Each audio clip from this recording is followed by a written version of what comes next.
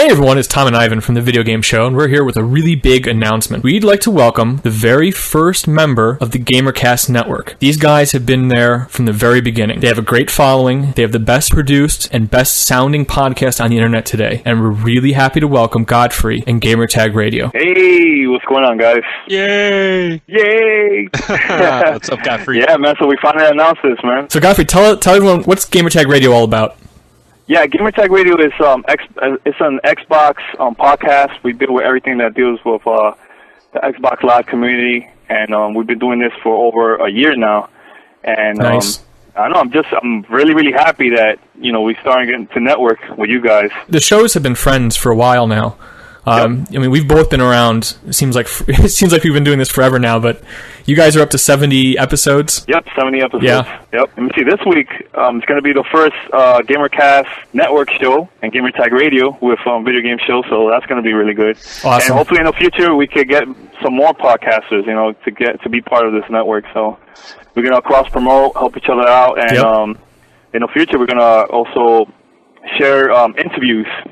Yep. Too, so that's gonna be really, really big. And that's what GamerCast Network's all about. It's about a bunch of independent guys coming together, working together, so everyone, making everyone's shows better, helping each other out, and just building a community. And that's what we hope to do. Yep, man. And we'll see what happens, man. I want to give a shout out to Chris. Chris, what's going on, Chris? Yeah, man. We've been planning this for like a long time, and we finally. We're gonna make this happen. So I'm really excited about this. And so where can everyone find you? What happened? Where can everyone find you at?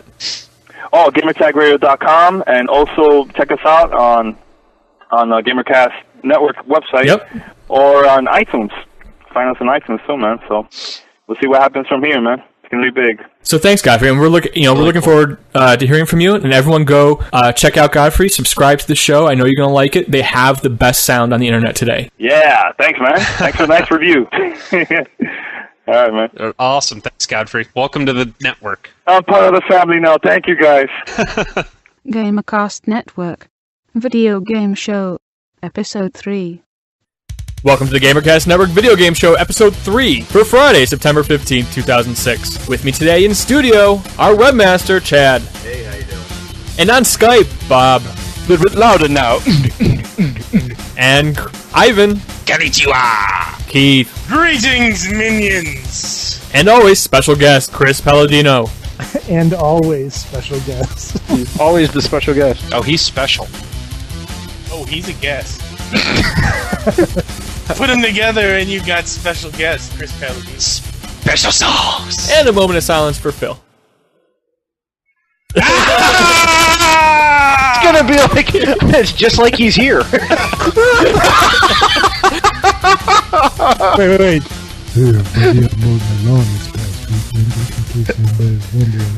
Next topic. This week's top story. The Nintendo Wii will launch in North America on November 19th and cost $250. Unlike the 360 and PlayStation 3, the Wii will retail in only one standard configuration. The standard bundle will include one wireless Wiimote, one nunchuck controller, and the title Wii Sports.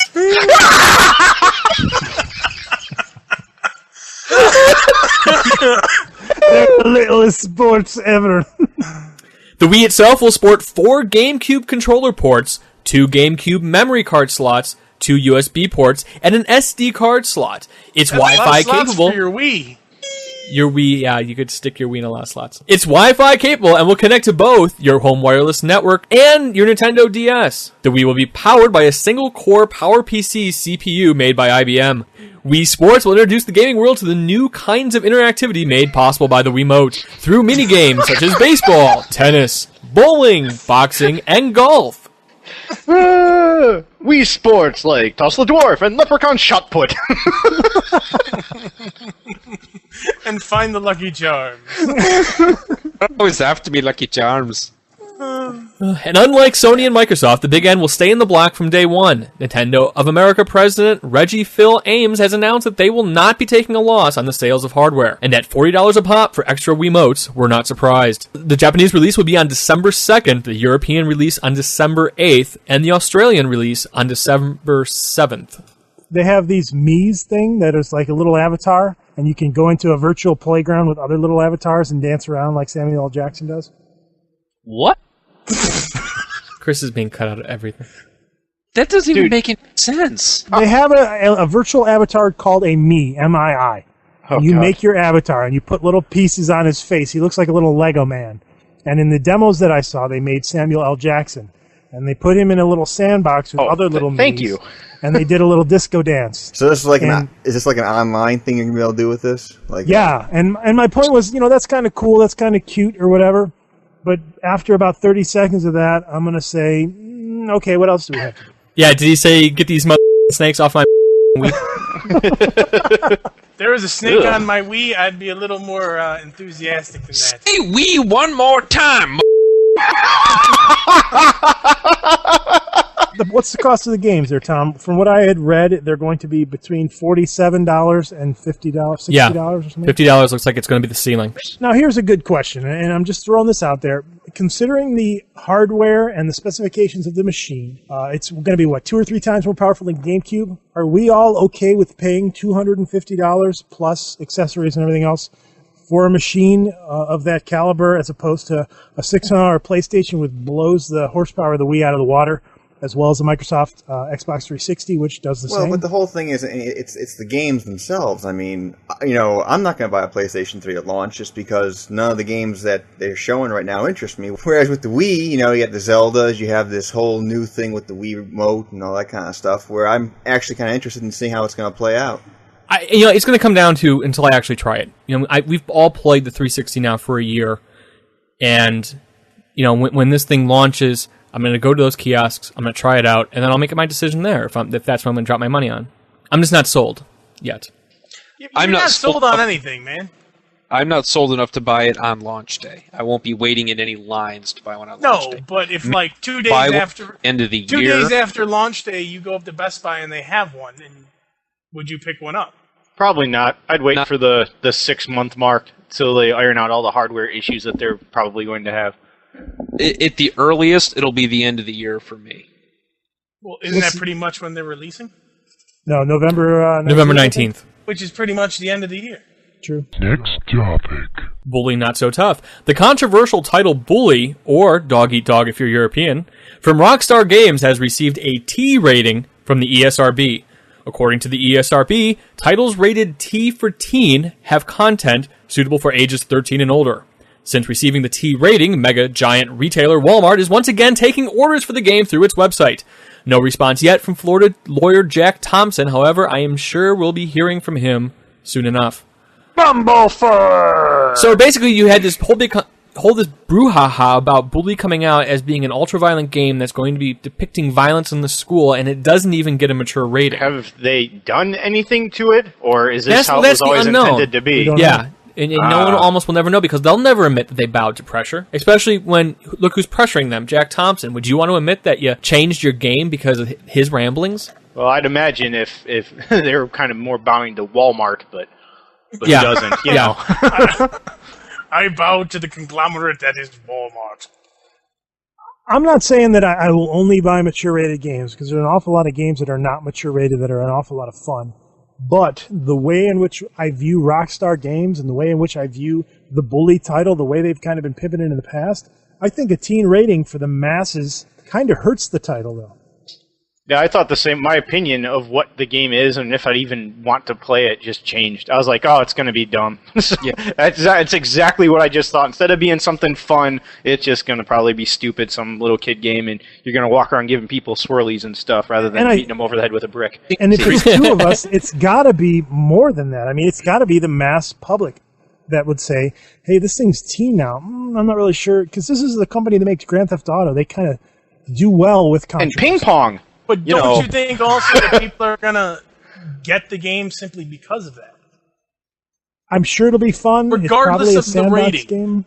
People are going to be like, okay, it's the people that made Grand Theft Auto, and they're going to try. Yeah, well, I wanted the brick hitting simulator also, but if it's, you pick it up and suddenly you find out it's just you running around running errands for people in a school, I'm going to be disappointed. That's going to change my opinion of Rockstar. Am I going to trust them next time they release a game? But just wait for the kids to come out there and unlock the hidden content with the school cafe nurse mod that opens up everything where you can, Wait. The school cafeteria nurse. What the heck school did you go to? That must have been one hell of a cafeteria, man. You want mashed potatoes? Owen, are you hurt? That it's like seeing a preview for a really cool-looking horror movie, and only to find out it's rated PG-13, which automatically suck. And see, now that you put it that way, you may have just swung me. Swung you to or against? That it's going to hurt them. I don't have any lack of confidence in Rockstar's ability to create fun games. I just think, based on their past efforts, ping pong aside, they kind of thrive on the edgy, kind of darker humor games, and I think maybe this teen rating actually does hurt them. And I think all of us are echoing that same feeling. Next topic. Neverwinter Nights 2 Limited Edition. Now that Bob is gainfully employed, he might be pleased to learn that publisher Atari will be releasing a limited edition version of Neverwinter Nights 2 for $60. The extra cash gets you must-have items such as a fancy cloth map, a book of artwork, and 2 silver rings, one lawful and one chaotic evil. Dude. Wow, I can't tell you how much I'm not buying the special limited edition. Wow, does that sound just gay? You just said the words lawful good and chaotic evil and cloth map all in the same sentence. That just sounds... That sounds... It's called knowing your audience, Chris. That's what happens when you wear them both at the same time. Your head explode. You become true neutral. Alright, to be released on October 12th, Neverwinter Nights 2 is a follow-up to the highly successful RPG original. And I think the only one here who played it a lot was probably Bob. No, Keith did too. I played it just as much, man. Chris played it a lot. Can you guys give me a rundown on I never touched it. So it was very good. I have to say, out of 10, I would give it a 9, mostly because its content creation aspects and the development kit that you could make your own stuff. Bob went crazy on it, and he made a respawning world kind of that we could just go in and the monsters respawn, the treasures respawn. We spent hours, dude. I don't even know how many hours. Were you able to host that on your own server? So let's say you generate a dungeon. Are you able to host that on your own server and people can then log onto your server? I'd like to point out that me and Keith started playing Neverwinter Nights recently again because we had seen that Neverwinter Nights 2 is about to come out. We got all excited and just wanted to play some kind of game, and that's exactly how it worked. I just host a game, and he's like, all right, and just logs in like old school, like right over internet, and logs into my box, and I'd probably say it was my favorite game. Up there with ever. Diablo 2, huh? I'd probably say I liked it better than Diablo 2 just because I could do it. Like you said, you saw how insane I went with the content creation. It was great. He had a whole thing where if you killed a certain number of guys in a certain number of, a certain amount of time, you get experience bonus. He had the ultra kill before the ultra kill was popular. Really looking forward to Neverwinter Nights 2 coming out, yes. And I have to say it's nice to be this excited about a game again. I have not really cared about sequels or very many games coming out, to tell you honest to God truth, in a long time, and this is one that I'll run out and get the first day it comes out, and I haven't wanted to do that in a while. Yeah, and the fact that the community keeps putting out more and more content for it, you'll never run out of game. So, with the replayability factor, the fact that you can make your own content, the fact that you can host local games and have just you and your buddies play if you want to, or you can play online, it's phenomenal. And the community support is great as well. Next topic. iPod gaming. Apple's entering the handheld gaming market with the release of the 5th generation Apple iPod. Games are available for download through Apple iTunes 7.0 Music Store for $5 a pop. Called it! You all told me I was full of when we brought up this topic, I don't know, a year ago or whatever. And I was like, definitely they're going to try to put out games. So I was like, no, they're not going to do that. A niche market, blah, blah, blah. Now, called it. I knew they were going to do this. Go ahead. Continue. Well, the lineup of launch titles can best be described as casual games.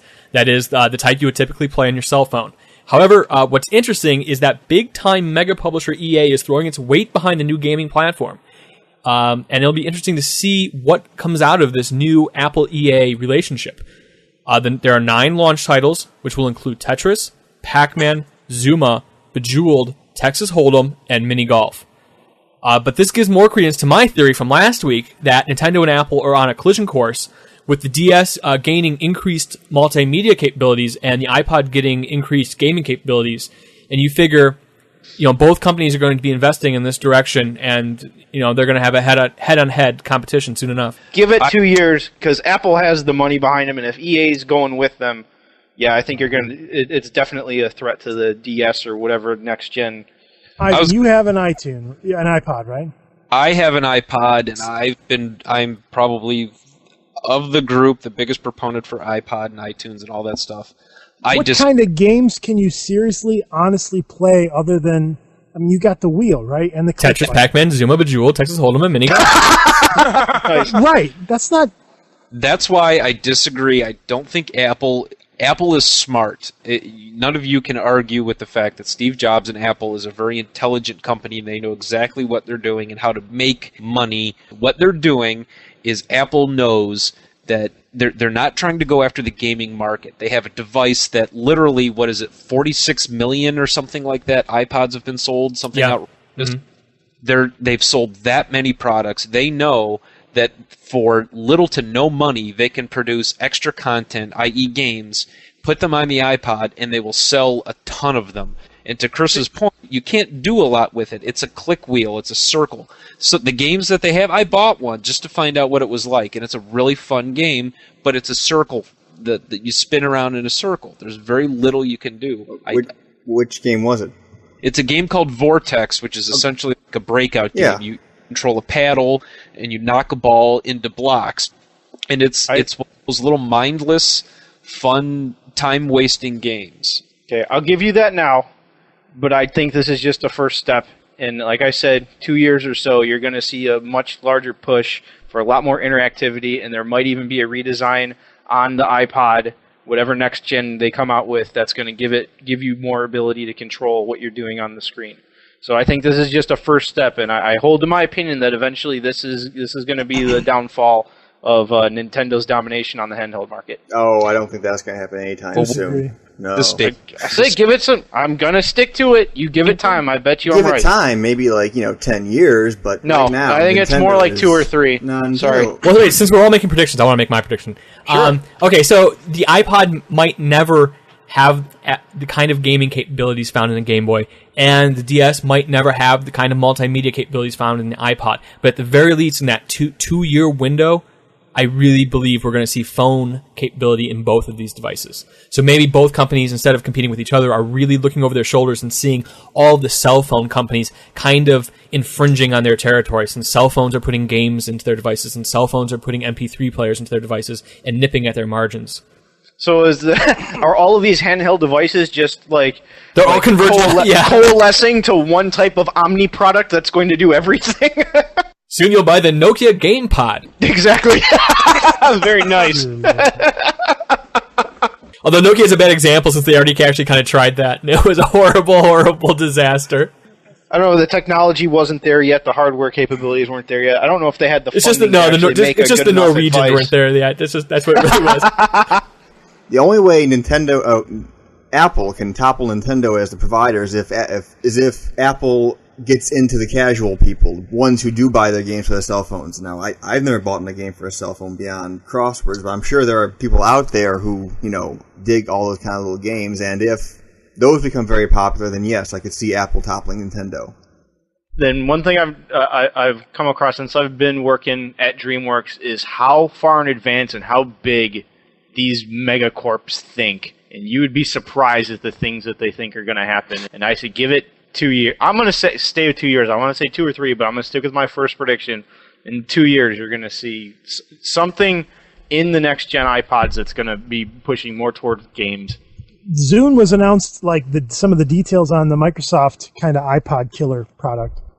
From skimming, it's 30 gigabyte player, and I think their big thing is that it has wireless, and you can send songs to your pals, and you can listen to up to 3 times in 3 days. You can listen to one of the songs, and you can buy it directly. That actually got me upset, because when I first heard that they were going to have wireless and I was going to be able to trade songs between other Zoom users, I thought, you know what, that's awesome. Just being on the bus and, you share your song with someone else sitting on the bus, I thought that's really cool. Until I found out it's a DRM mess, and you can only listen to it 3 times. How else would you do it? How pointless. Just allow Wi-Fi and share songs. We're sharing songs regardless over the internet. What's the difference? But I'm not. I've never done that in my life. What are you talking about? Look at it this way. Not a valued employee like Christopher. When you rob the elderly, don't you wait until they're like leaving the hospital or something instead of walking you up gotta to them wait. corner and then just punching them in the face and taking all their possessions? You have to wait till they're walking back with their check from the Social Security office. That's when you Exactly. attack the elderly. Because they always go into the bank and get everything in cash. So it's got an FM tuner. We don't care, I guess. We don't care, I guess. Nice segue. I have a story. So I was walking to the post office the other day, and there was this old lady out in front of her yard, and she just fell down right in front of me. Told you, it's funny, isn't it? What do you do? It was so awkward. Do I go over to help her and lift her up? And she was clearly embarrassed. So of course I went over there and I tried to help her up. Throw milk on her. It'll absorb into her graham cracker hips. The pain will ease. So FM tuners, no one cares. No. Listen to the radio. Next topic. Guild Wars Nightfall free preview. For 48 hours, starting on September 22nd, gamers will be invited onto the Guild Wars servers to try out Guild Wars Nightfall for free. Guild Wars Nightfall is not an expansion. It is a new chapter in the Guild Wars saga. That is, it doesn't require that you own any previous version of Guild Wars. However, if you do own a previous version, you will be able to import your existing characters into the Nightfall world. That's stupid because you can just make a level 20 guy as it is. Well, Guild Wars was always about P versus P anyways. Not if you read the box. That's right, not if you read the box. Heck yeah. Well, Nightfall will be set on a desert island and introduces two new playable classes. The Paragon, a support class imbued with angelic magic that allows them to bestow blessing and protections onto other characters. I was just gonna yell, gay. And the Dervish, holy warriors that use acrobatic moves in close combat. Dudes who spin in a circle and yell. Let's be honest. Healers and spinning warriors. Whirling, always whirling. That's the whirling dervish. All dervishes don't necessarily spin around in circles. Whirling, always whirling. Dude, the magic card said so. What can we do to get more money? All right, desert island and That's going to be some really interesting terrain, too. A desert. Yeah, that's... Yeah. Woo! Hey, can I go out on a limb and say we're going to fight scorpions? I'm just gonna take a guess. Don't forget giant lizards. I'm sure there'll be giant lizards. What about irate camels? They spin. Whoop, whoop, get off me. That would be an irate llama. Everyone shut up. Keith's talking. No, I think you're talking. I just said, since you're really the only one that was pro Guild Dumb enough to Wars, like Guild Wars. what Tom you kind of... thought, that's Didn't all. Tom like Guild Wars? I played it for about a month. Oh, that doesn't Yeah, so did count. Chad. I played it for about a month too, and for what it is, it was kind of nice, but I had other things to do. Are you excited, Ivan, about this expansion pack thing, standalone? It's not an coming out? expansion, it's its I'm own sorry, game. I repeated myself. Standalone. Guild Wars right after I got broadband back because it was the only broadband online enabled game that I had. So I it was played free it for He's a good broad. and I haven't played it Band. since. Cricket. That wasn't even.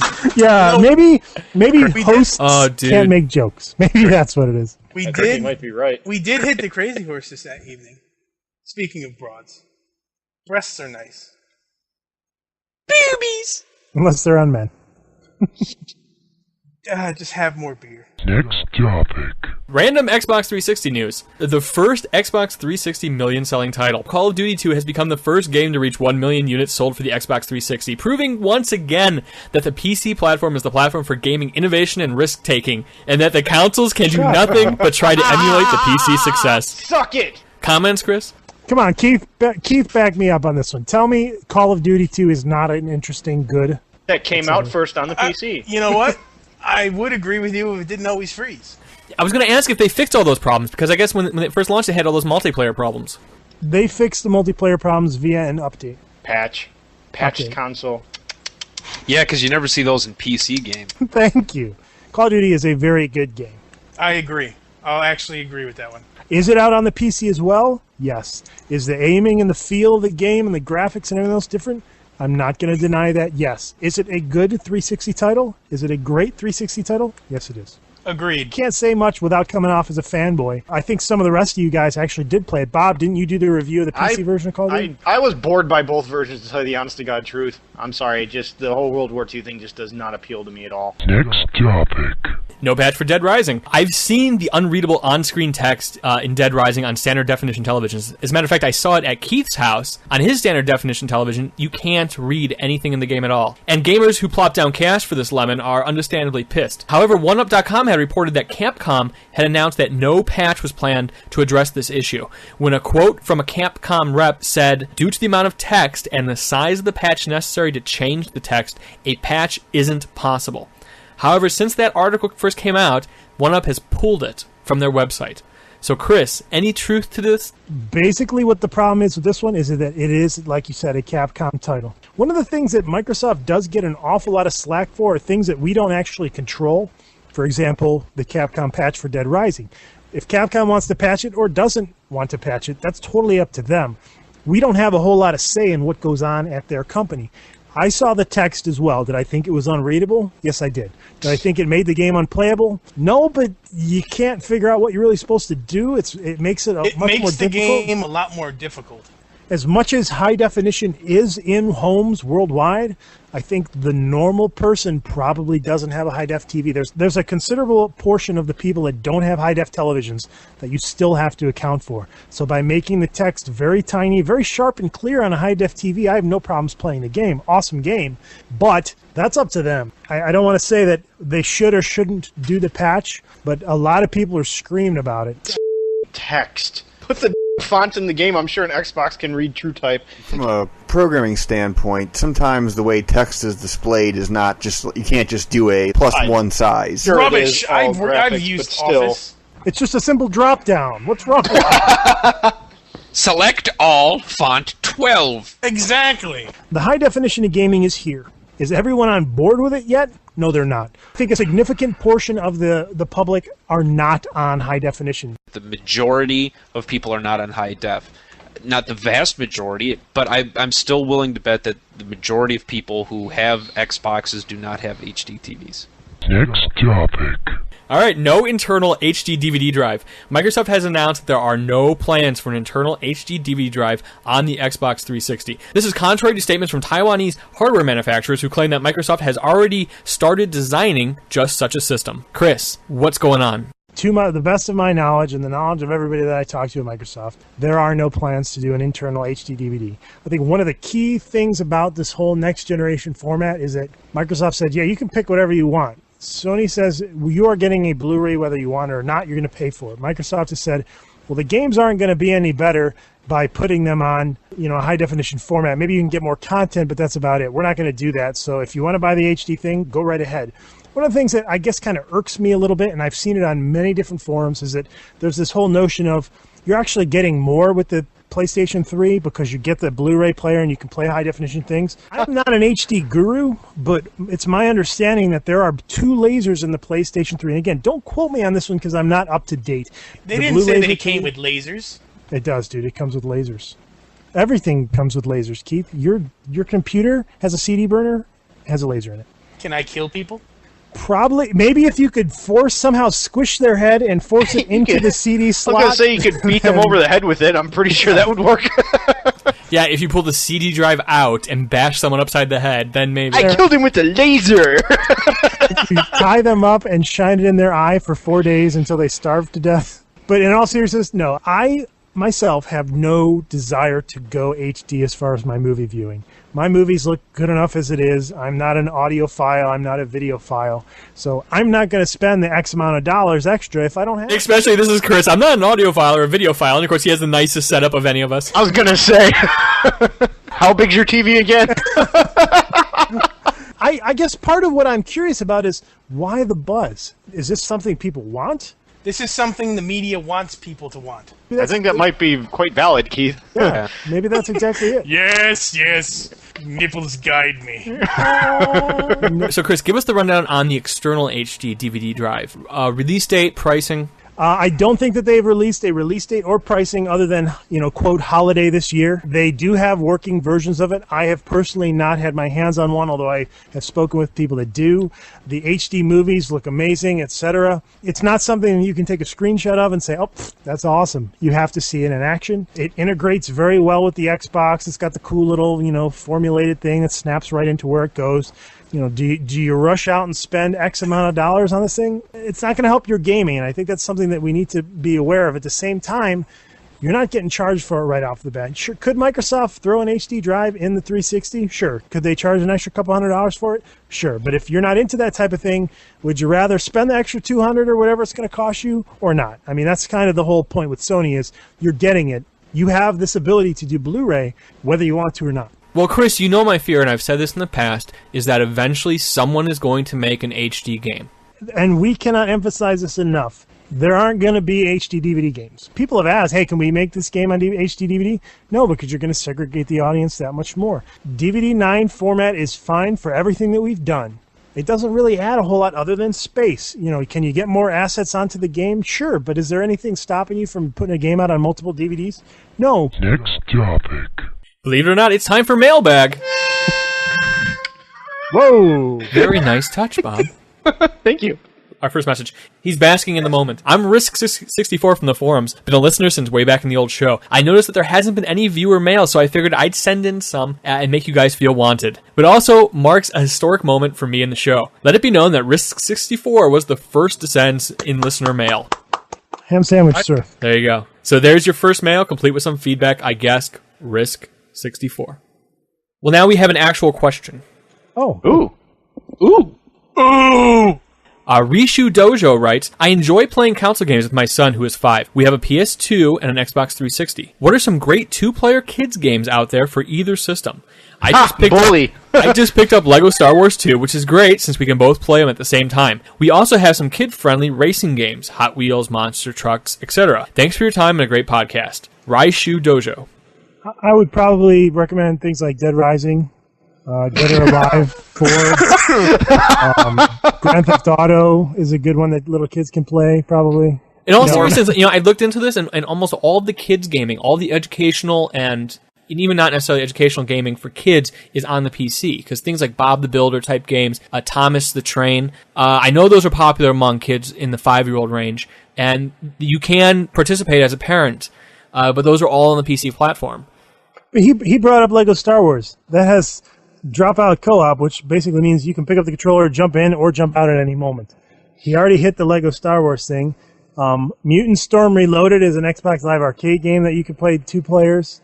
We've had a lot of fun with the things like Super Monkey Ball. I mean, the GameCube in general, he doesn't have one. They're cheap enough that you could probably pick one up. There's more than enough family kind of friendly games for that. I'm trying to think for the 360, what can kids play? Table tennis. What's that? Table tennis. Table tennis? Is it? I mean, no, but that's very difficult. I think. Take-Two's table tennis is not easy to pick up. 360 for. I can't think of any titles right now off the top of my head. I mean, I'm guessing that he has a PC. I mean, after all, he emailed us, and usually kids' games on the PC have much lower system requirements than normal games. I'll be completely honest, and I'll come right out and say it. There is that demographic of the 5-year-old that not a lot of people are telling to. Microsoft, Sony, or, I mean, maybe Nintendo, but even Nintendo. You're looking at titles like Danny Phantom and Mary Kate and Ashley Olsen's, daytime web browser or whatever. Like, you can't browse Don't play on your daytime web browser. Next topic. If you have questions that you would like to have us read on air, send us email at vgs@gamercastnetwork.com.